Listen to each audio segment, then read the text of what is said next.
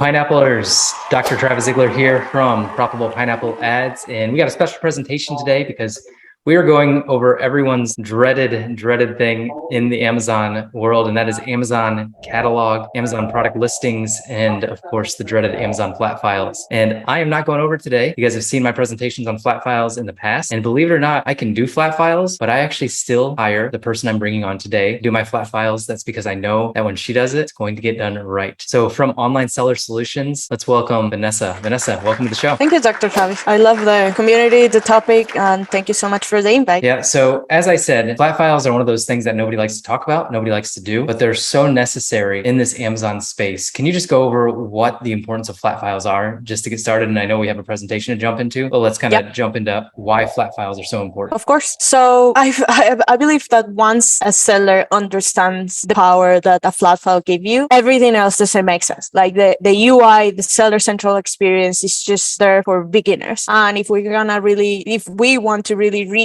our maximum potential and all of the things that we can do, we definitely need to start looking into that. And I believe that it moved the needle for a bunch of brands that understand how to utilize this. It's a way to solve problems without talking to seller support, which is one of the biggest and nicest reasons to use it. Just with that, it saves a lot of time. Not only on the part of like, it will protect your brand, it'll, give you more SEO exposure. And overall, one of the other things that I think it is extremely important nowadays in such a competitive market is that it works as a database of your information. So if you're worried about hijackers, competitors going into your listing and changing the picture, or, getting away with taking all your reviews or breaking apart your variation, knowing and understanding what a flat file can do for your catalog is just like a massive thing that you can do and you can learn. So I'm going to present on the very basic, like fundamental principles, because I think that like when I start talking about deep level stuff, most people are like, wait a minute, I don't even understand the basics. And once we understand the basics, we will be able to start playing with it. And I know that at the beginning, or if you are watching this, you probably won't be like a ninja after you see the video, but you will get like 3 or 4 or 5 steps forward, right? And if you keep experimenting and you keep using it, you're going to get better and better. I hope that you even get to the level that I am at one point. I'm just obsessed with it. I like them so much. I love this unsexy stuff. I love to talk about it, and I'll always help people to understand it. And that's basically the importance and why this topic is my whole flagship of like, listen guys, if you understand that, it'll make your life easier, better, and potentially drive your revenue, Yeah. And one of the things that I mentioned earlier, but I want to mention again, is that I know how to do flat files, and I feel like I'm not as good as you, of course. But I still hire Online Seller Solutions in your company because I know it's going to be done right, and it takes the stress off my plate. And I think one thing, like you said, if it's done right, it's protective. It organizes your catalog. My catalog was a mess, as you know, because you guys fixed it. And you guys are actually very affordable. And so if you're thinking you're going to spend thousands of dollars to do this, it's not that expensive. I think we've spent on average around probably $300 per fix, and we've had multiple things fixed. And the things that we've had fixed is one of our products had 6 variations. Amazon broke them all up, put 2 of them in vendor and 2 of them in Seller Central, and your team brought it all back together. And I actually hired somebody else before I met you to do that, and he said he couldn't do it. And so this was somebody else that was a professional, and that was actually a more complicated one, and it only cost me $500 to fix it. And my sales go up as a result because now my variations are back together. And another example is just my 1-pack and 3-pack got separated, and you put them back together. That one was $250. So very, very inexpensive fixes, and you guys do it very quickly. You guys had both of them done within a week. And so I highly recommend you all, Online Seller Solutions. I am not an affiliate for that company or for your company, but I highly recommend that anybody that needs help with flat files to hire Vanessa. So Vanessa, without further ado, let's jump into your presentation. So I'm going to share my screen. You guys see it. So this is the title of the presentation. We're going to learn how to protect the brand's catalog. Okay. And the things that you are saying, Dr. Travis, that's probably the second step of solving problems with flat file. And that's a more advanced topic. What we're doing right now and what I'm going to be teaching is preventive work, things that you can do today to avoid headaches that the ones that you went through when you hire us. And potentially you don't need to hire us if you do things right? And this is the biggest thing of my my talks and my content is just like, I'm done for the prevention more than like upstream work, more than like just getting reactive and solving the problem. So with that said, and this is a statistic that we put out in our community, and it keeps being the same over and over every time we do it, is that 6 out of 10 sellers don't know what a flat file is or don't know how to use, right? So if you think about it, this is millions of brands that just don't understand the power of a flat file, and therefore they are set up for failure on the catalog. Like that's why we see things that being hijacked or brands that will not get to a point of success that they could if they just build up the catalog right. And that's a part of like how much SEO and how much ranking and how much keywords you want to get, right? So let's do a 101 intro. So what are they? A flat file is a template that Amazon give you in an Excel spreadsheet format that helps you to manage, store, and change information in certain areas of the business. What I'm going to be focusing on today is just catalog information, okay? It's just the things that we can do on the front end and the back end. There are other ones, and I will be mentioning them, that are not so relevant and they don't really move the needle so much, but it is important to know what are the capabilities that the back end of Seller Central gives you. So the structure, we have a sheet, right? And when we download it, we see something like this. It's an Excel spreadsheet with different tabs or sheets. Each sheet is complementary to the main one, which is the template. So the template is where we change, store, and delete information, update them, right? This is where we work. Everything else is just complementary. So the template, sometimes you will see that Amazon is asking you for a specific attribute that is, say, like type of circumference, like something really weird that you're like, I don't understand what this is. So you will go to data definitions and they will explain what they're asking, or they will explain what the attribute is about. So that's complementary. Or the valid values, if you see a drop-down menu or if you see a closed field, it'll tell you, okay, the only valid answers are yes or no, or true or false, or not applicable and applicable, or something like that. So if you have any questions, you can always refer to them. But the most important one is the template. So then we have the schema of the template, which is top rows of the tab that is called template. In this case, what I'm showing you in the screen is just a category listing report. And in this category, in this specific template, we have 3 rows. The first one, it tells us when we download it and what type of template it is. And then the second one is telling us the name of the attribute in a user-friendly way, in a way that we can understand really quick. Example, product name. Oh, we understand what product name is, right? And then the third one, which is the most important for the system, is the backend name of this attribute. And I always refer to that because once we start calling the attributes with the third language, with the like programmer backend language, we will be able to solve cases and create cases in a much faster and easier way. So one thing to mention here is these 3 rows cannot be deleted. You cannot delete the rows. You cannot change the rows. I'm going to teach you how to customize columns, but not the rows. The top 3 rows are not or are like blocked to get changed. If you change them or if you delete one of them, the system will not see it through, or it will not really be successful. It will just give you an error. So be careful, don't mess with them. Then we have the fields, right? Which are all of the other overwhelming, super long cells, right? Where we input information. And there are 2 types. The ones that are like an open field, where you're going to put information in any way you can. For example, an open field is a product name, right? Product name could be whatever you want, right? You have some restrictions of what wording you can use.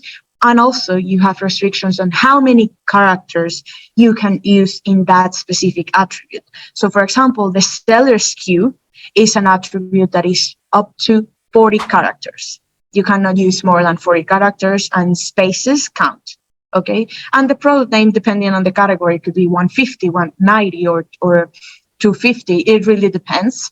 And those are open. It could be anything. The drop-down menus, right? Which are, for example, the product type, the product ID type, which the only options are UPC, EIN, ASIN, ESPN, and so on. You cannot write there like barcode, right? Or GS1. It is not possible, because the system will not take that. And actually, it will just give you a drop-down menu. There's no option for you to just like change information. So it is important to understand, and the way to differentiate them is that when you hover over the cell, you will see the little drop-down going down, like, little click triangle. Obviously, when that happens, it means that it's a closed field just with drop-down menu answers. And if it doesn't have that, it's just an open field, meaning that you can input whatever. And the last thing, which is not part of the original structure, but if you upload a flat file, you will get it, is the processing report. So let's say that you're going to go today and you're going to download your category listing report, you're going to upload it, and it will give you errors. When you get errors, you will see them like this. And this is an extra tab called Feed Processing Summary. And it will tell you like, hey, you have the error 8032, and this is what it means.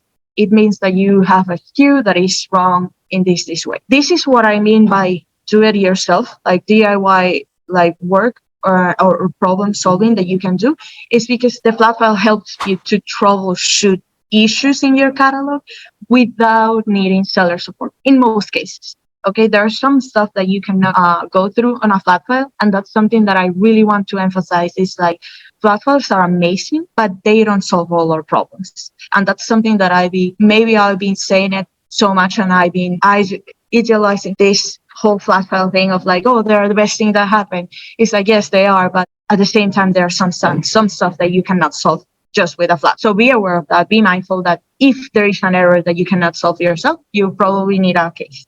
But most times you can do it yourself. So then the types, and this is what I mentioned at the beginning, is that we're going to go over on the catalog ones, but we have shipping, orders, pricing, and advertising. Those are all the multiple ones that you have. I just like the inventory. You can do so much. And most of the other ones are just like in bulk flat files that are very tedious. If you're already using a software, an inventory management or a repricer, you probably will never need to use them just because the UI of another software is just better. So let's talk about the all-in-one flat file. My favorite one, the one that I was showing you in the screen with the screenshots, is the category listing report, CLR. And this one is it's a file that combines the attributes of the list of a product. Let's say the name, the keywords, the bullet points, the measurements, right? Then the price, quantity, and ship. So it has all of the other flat files in one. And I'll say this. So the first feature or characteristic of it is that it's only available by request.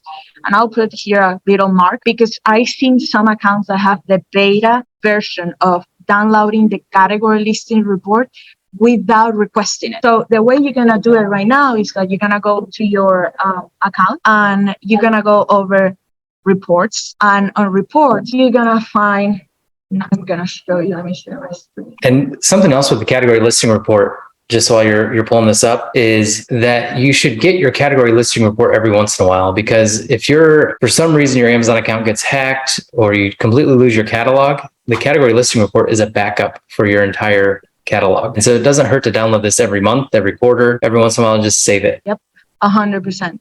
And I'll even say that it is not, and that's something that I said in the importance. This is your database. This is the most important asset you have. And I'll explain that, but one of the only things that we own as Amazon sellers, it's the data, the information that we have on our listing. Everything else, and probably the inventory that we have in FBA, everything else it can just be like gone in a second if Amazon decides to do that, right? So the way to download the category listing report, if you don't have regular access to it, is to open in a case, get support, selling on Amazon, and then here in the text box, you're gonna put, hey guys, can I download my category listing? Can you allow me to download the category listing? Okay. So we're going to send that, and it will probably take between 30 minutes and an hour. I normally like to call, because when you call, it's super quick. Like the person that is in the other line of the phone needs to give you access before they hang up, right? So you don't really need to wait long. And here, and I'll make a thing here, this just got updated. So the UI in Seller Central changed. Before, we could find the category listing report under inventory and then going to inventory reports. Now, inventory reports, like this section, is under reports, which, naturally, it should be under reports, right? Because there are inventory reports. So once we get to inventory reports, we'll see something like this, right? So we're going to select the report and you will see it here in the drop-down menu, category listing report. You should do this first before opening the case, because you probably could be that you're in the beta user of the category listing report and this is just open for you at any time. If not, you need to open the case. So this is the way then you select that and you download and you will get it, right? You will get the category listing report. So I'll second the thing you said.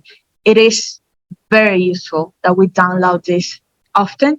And also I'm going to say that it's very useful that we upload it. So what this is basically your whole catalog information in an Excel spreadsheet. So imagine that you want to see all of the listings that you have created and have active or having your managed inventory, and you want to see all the attributes that are related to it. When we download the category listing report, we will see that. And I'll mention here is that we will only see the catalog information that we have input into our listings. Let's say that I put a title and the title is the new eyeshadow, pineapple eyeshadow, right? That's amazing. But if somebody came in and put like pineapple and mango eyeshadow, we won't be able to see their contributions. So this is another thing that I need to say. I need to mention. Sometimes people say like, oh, I'm going to be able to download this and see what my competitors are doing. No, you only get the information that you have inputted, right?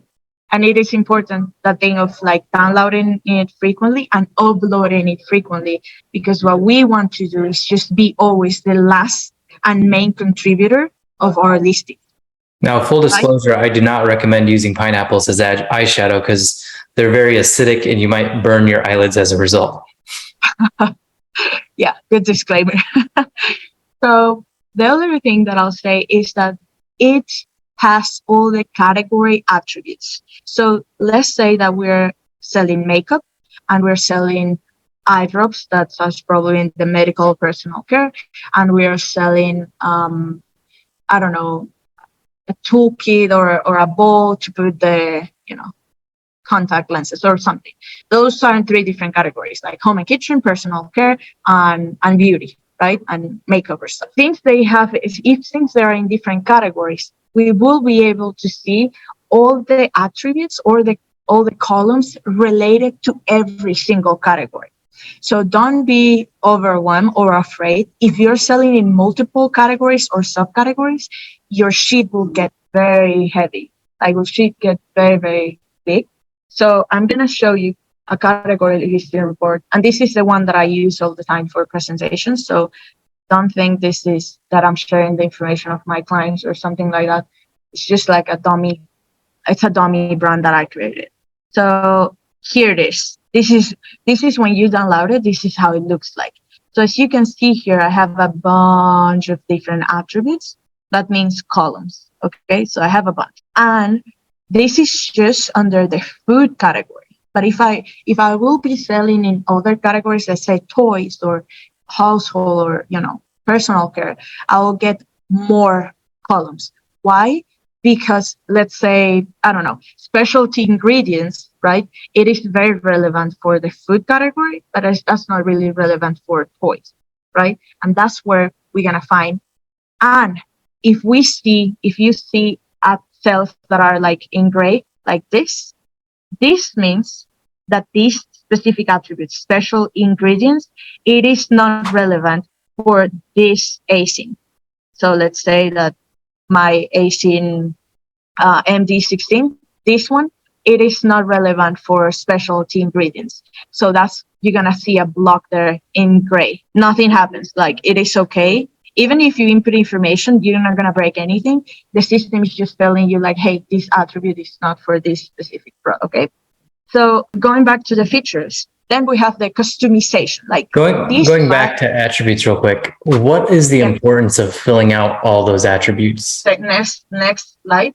I'm gonna touch on that. Let me just finish these features and then we're gonna go on it. So customization, it means that we can add or remove attributes. Meaning, let's say, and this is a tip. If you just downloaded your category listing report, you will go into review and you will click in this section, protect. This says protect sheet. But when you download it from Amazon, it'll set on protect sheet. You need to unprotect the sheet in order to change and customize the sheet in the way that I'm going to show you to. Okay, very important. This is probably different.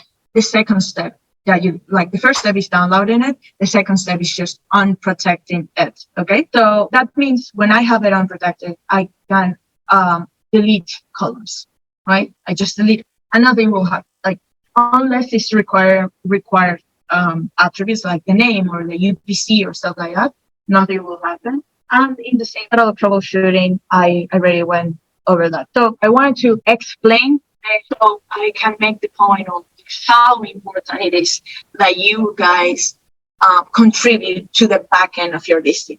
So as you can see here, the pyramid, we have at the bottom sellers, vendors, and Amazon. Okay, in the sellers section, we have sellers with brand registry and without brand registry. So when I talk about contribution rights and when I talk about the catalog, this means that each time you change something in your listing or you add information to your listing, that specific contribution gets a certain amount of points.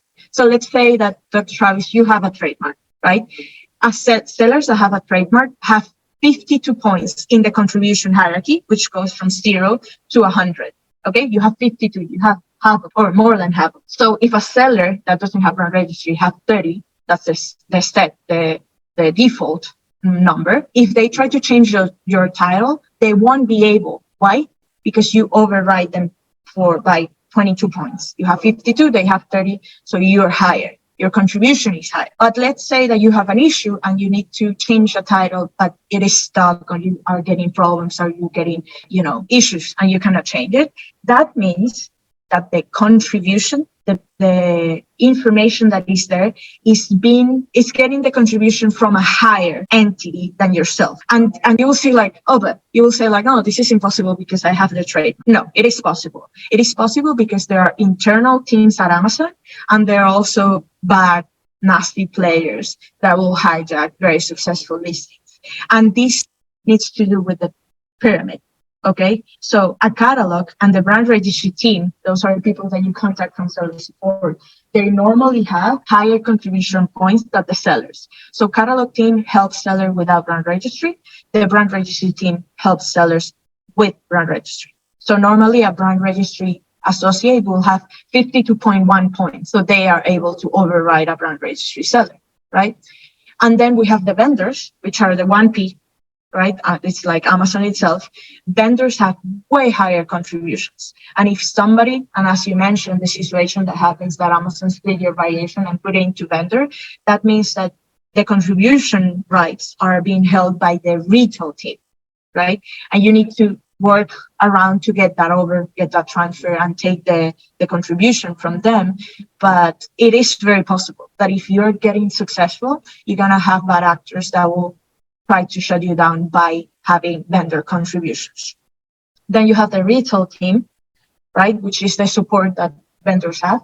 And on top of that, there are several Amazon teams that will help, that will override information. In the highest that I've seen is the fulfillment team, the XT team.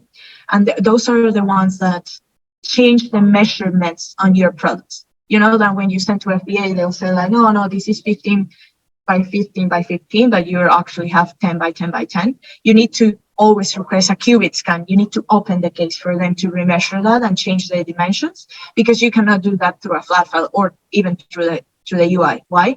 Because they have the highest contribution points. They are here and you are here.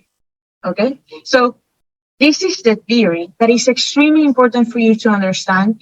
Once you ask me like, oh, hey, Vanessa, why is it important for us to fill in information in this sheet? Well, I'm going to tell you.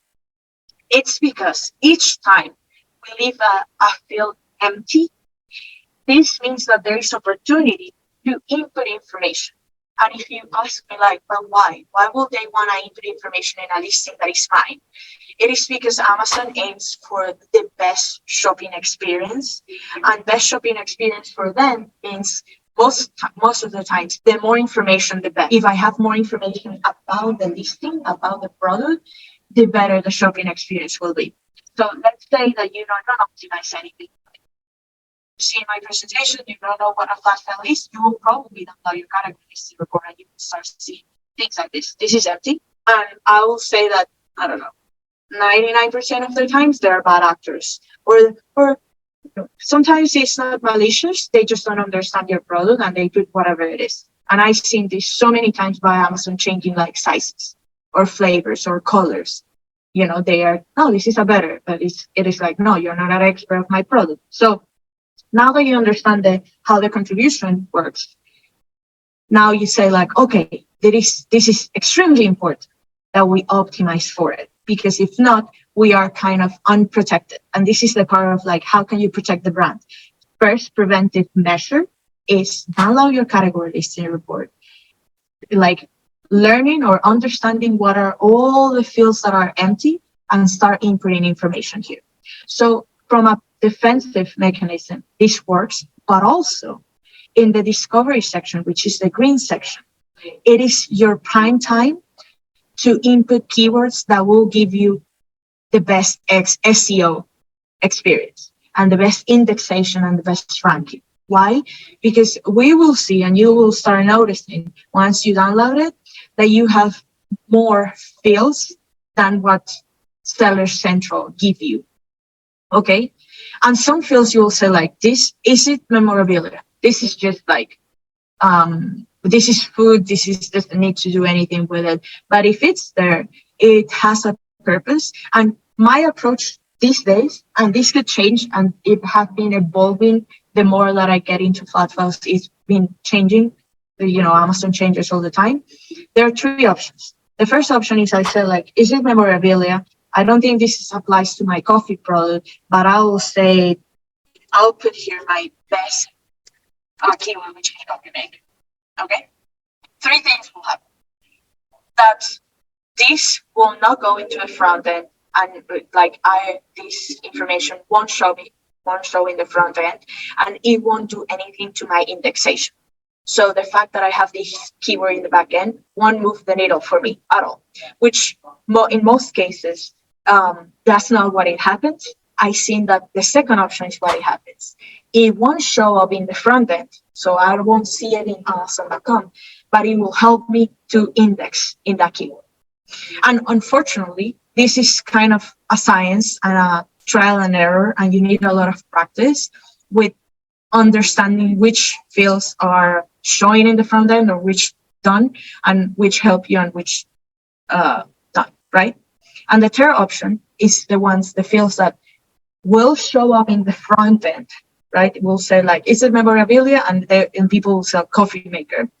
And will also help you indexing, and it will also help you rank. Okay, so those are the three options.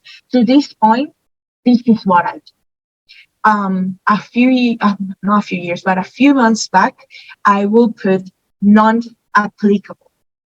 I'll put N-A applicable because this is a coffee product and really it's not applicable for my category. Oh, this is what I think.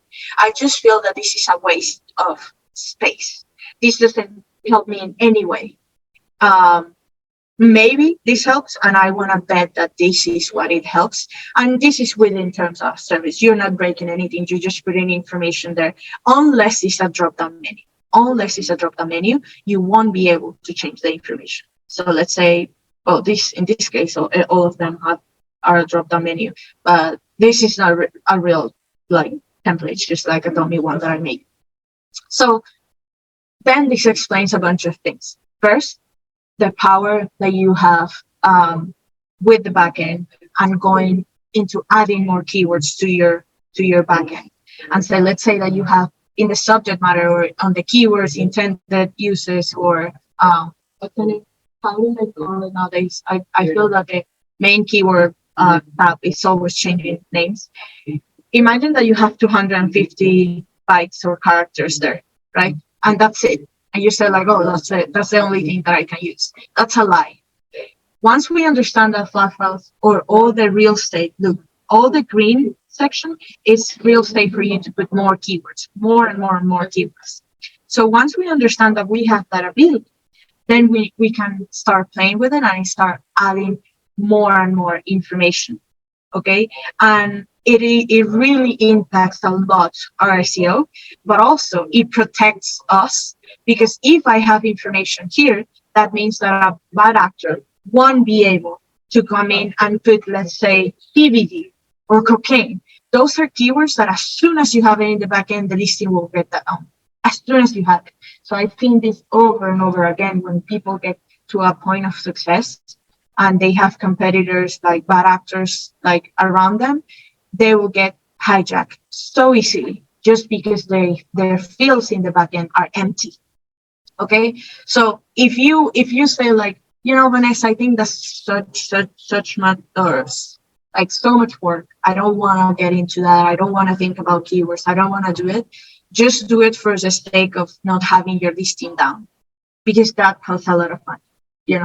Getting hijacked or getting your listing down or your variations deleted, it costs you a bunch of money, more than just like sitting down and doing this once. And that's the really amazing thing of a category listing report. Once you optimize it, you don't really need to keep optimizing over and over and over and over again, because in a principle, you already input information in the fields. So you already lock them down. Okay? Did I answer your question? I think I Yes, you did. Masterclass there. Yeah. So the other thing that I'll say is Amazon rewards contributors. So remember the pyramid? This is just a measure of contribution rights, but they also internally have another measure, which is the seller score. Okay. Seller score is something that we will, as a seller, we will be able to see, and seller support will never tell you. But that's an internal metric they have on how good of a seller you are. And with this statement, Amazon rewards contributors. Amazon rewards brands and sellers that have the most amount of information in their listing. Like, and through a flat file is the only way you get the most amount of space and real estate. In the UI, you will be able to see just 70% of it. Like, it is a thing. And with the customization, you can even add new columns. So one of the columns that I always advise sellers to add is this one. Is it an adult product? Okay. Imagine most categories, like maybe 80% of the categories on Amazon won't have this column as part of the regular attributes. So when you download the category listing report, you just won't be able to see this. And if you want to test it in your category listing report, select the second row, go to home, click find, right? And you will say adult product. Okay, you'll find it. Now I see it here. Most of you, if you download your category listing report, won't be able to find this column. Okay, so if you don't have it, what you're gonna do is you're gonna click in anything. Like now, remember that you need to unprotect this. You're gonna insert a column. You have an extra. You see that I insert one, and you're gonna copy exactly what I have here. So now I'm gonna copy and paste it. You need to type it. The most important thing to type is this. It needs to be exactly the same, exactly how it is here, like with the same lower cases, with the separation of under case and stuff, like underscore, right? And select here true or false. Yeah, true or like yes or false and no, right? And you're gonna input here. I see that this column, just this column, is the highest and easiest to hijack. This is the one that I see all the time. People getting like, oh my God, I don't know why I stopped. And I got this probably yesterday from a seller. It's like, Vanessa, a week ago, I was selling 30 units a day. And today, like in the past days, I just been like selling nothing. And that's just because the product was triggered as an adult product. The listing got out of the PPC advertising. So they are not able to advertise on that because it's considered an adult product. And also they fell off the search results in a way, like they are like search suppressed. So they're in yellow because they are an adult product, right? And this could be somebody like adding this column, right? Or this could be somebody getting like a space empty here and putting steps, right? But with just that, you will make it an adult product immediately. So it is super important that you optimize for it. And the columns that you see here that are highlighted in yellow, these are the columns that I do recommend you to add if you don't have it. So adult product is one that will trigger you super fast. Is it expirable also? Is it discontinued? Is the item heat sensitive? And this is super relevant nowadays because of the meltable policy. You know, the meltable policy is the one that don't allow you to send inventory to FBA from, I think it's April to October. Now we are out of that season. But if you have something that it doesn't say that it's not heat sensitive, you probably could get triggered for that, and your inventory goes stranded, and they're gonna dispose of that, and it's just so hard to fix the issue once it happens. It's way more like way better and easier to just like fix it here instead. Like, no, this is not heat sensitive, right? So now that you said like I already give you the whole preview, all of the things you can do, how can I use the flat file in my business? So right now, what are the things that you can do?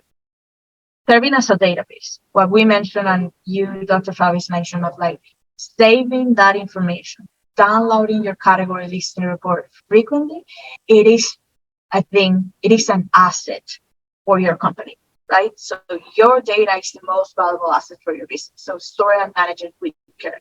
I do recommend though, if you download the category listing report and optimize it, I recommend you to always use that optimization file instead of the one that Amazon give you once you download it, right? And problem solving, obviously the DIY, tool that they have with a processing feed summary of like, hey, you have this error, do this, change that, blah, blah, blah. This would just cut a bunch of time for you of contacting seller support and stuff like that. And lastly, well, resolving like diagnostic catalog issues, replacing seller support at the end of that, and brand protection. Everything we mentioned before. How can the attributes will prevent you from having that space open to hijackers, and also how can you make it as an offensive mechanism of saying like, well, I'm going to put more keywords to start indexing in more pages, right, and in more stuff. And the more you do it, the better. Now I even have a master class. I always talk about like how important Spanish keywords are.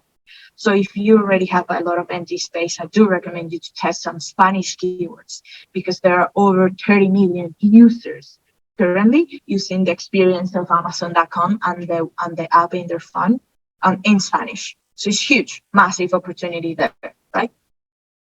And yeah, well, optimize it, customize it, and upload it. And I'll say something about uploading it. I do recommend to uploading or making this an SOP to upload it as frequent as you want. Some brands that are super successful and that they get a bunch of competition, especially in the supplements category, I do recommend them to upload the flat file basically daily. It doesn't cost anything, right? It's just uploading. Why? Because each time you upload a file, the system will read you as the last contributor. So if somebody else comes in and says like, oh, I'm going to change the brand name of this listing, but each time you upload it, you will always be on top, right? So it's like a frequency thing. This is not worth it if you're just starting or if you don't have a bunch of competition. I still do it once a month or every 2 months, 1 month, and they're like every other month. It's just a matter of like taste. Whatever you want is right. You're not gonna break anything. If anything, you're gonna improve your contribution rewards, like your score, your seller score, and the fact that you're controlling the information on your list.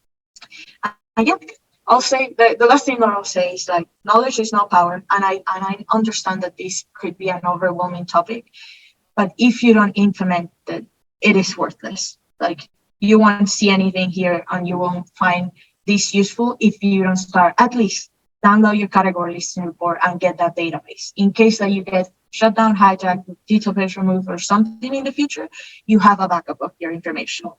And yeah, that's it. And if you are like me and look at flat files and you're scared to death of them, then hire Online Seller Solutions. So go hire Vanessa at onlinesellersolutions.com. I appreciate this presentation. It really goes over why you need flat files in your business and why you should be using the category listing report. It is important. We all know it. It's just one of those things that as entrepreneurs that we don't think that will ever happen to us. And I think you presented it well that yes, you need to take this seriously. And like I said, if you guys don't want to do it, hire Vanessa and her team. Like I said, we did that. I know how to do all this stuff. Not as good as you, but I still hired your team. And so definitely hire Online Seller Solutions. I put that down in the comments down below so you guys can click that and go check out our link on our website or go check out our website. Vanessa, thanks for being on the show today. Thank you so much for the invite, and I hope this was helpful. And if you ever have any questions, if you try what I just said, that you download it, upload it, or you're going through a difficulty, feel free to reach out. So these are my social media is Vanessa Hong, like Facebook, Instagram, and LinkedIn. And my email is vanessa@onlinesellersolutions.com. So feel free to reach out if you have any questions. We're here for this to help, and I love it. I just love to see what sellers are coming across with. Yeah. And so I'll put your email address down in the comments down below, but I also have your website down there. So again, appreciate you being on and sharing this with our community. Thank you. Bye-bye. Like this video! Amazon PPC may seem like a complex subject, but it doesn't have to be, and that is why we created this channel. On top of Amazon PPC, we're going to share different tactics and strategies that we've used to build a multi-million-dollar business, as well as the strategies that we're using to build a $100 million company, which is our goal. We don't know how we're going to get there yet, but that's our goal, and we want to take you along for the ride. So make sure you subscribe to our channel and hit the little bell to be notified whenever we come out with great business building and Amazon PPC strategies.